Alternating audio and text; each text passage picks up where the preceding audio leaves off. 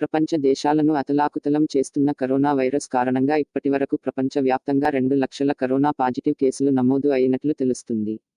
అంతేకాకుండా ఈ కరోనా కారణంగా ప్రపంచవ్యాప్తంగా 8,000 మందికి పైగా మృతి చెందారు. రోజు రోజుకు ఈ కరోనా మరణాలు పెరుగుతూనే ఉన్నాయి. అయితే ఈ వైరస్కు సంబంధించిన పలు అంశాలపై పరిశోధనలు సాగిస్తున్న శాస్త్రవేత్తలు తాజాగా మరో విషయాన్ని కనుగొన్నారు. ఇంతకీ ఆ విషయం ఏంటంటే బ్లడ్ గ్రూప్ ఏ ఉన్న వారికి ఈ వైరస్ వల్ల ఎక్కువ హాని కలిగే అవకాశం ఉన్నట్లుగా శాస్త్రవేత్తల పరిశోధనలో తేలింది. చైనాలో కరోనా సోకిన 2,000 మంది రక్త నమూనాలను పరీక్షించగా ఈ విషయం వెల్లడైనట్లు తెలుస్తుంది.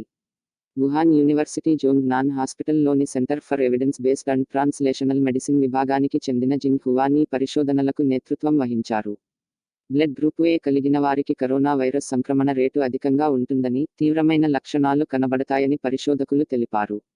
మరోవైపు బ్లడ్ గ్రూపు ఓ కలిగిన వారికి తేలికపాటి లక్షణాలు ఉంటాయని చెప్పారు. బ్లడ్ గ్రూపు ఏ కలిగిన వ్యక్తులు కరోనా సంక్రమించకుండా ఎక్కువ జాగ్రత్తలు తీసుకోవాలని సూచించారు. ఒకవేళ వారికి వైరస్ సోకితే ఎక్కువ నిఘాతో పాటు ఇతరులతో పోల్చితే మరింత మెరుగైన చికిత్స అందించాల్సి ఉంటుందన్నారు.